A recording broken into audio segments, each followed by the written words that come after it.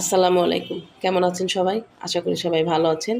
আমরা তো আলহামদুলিল্লাহ ভালো আছি। বেশ কিছুদিন যাবৎ আমরা ফেসবুকে, ইউটিউবে অনেক ভিডিও দেখতে পাচ্ছি। গাজা এবং ফিলিস্তিনি বাসীদেরকে যেভাবে অত্যাচার করা হচ্ছে, হত্যা করা হচ্ছে।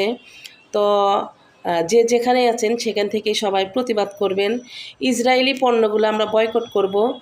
এখন থেকেই আমরা সবার ঘরে ঘরে নিজেরাই সব সার্চ করে দেখবেন ইসরায়েলি পণ্যগুলো যার যার ঘরে আছে, সঙ্গে সঙ্গে আমরা সেগুলোকে বের করে আমরা আউট করে দেব ঘরে থেকে। সেই পণ্যগুলো আমরা কিনবো না, ব্যবহার করব না।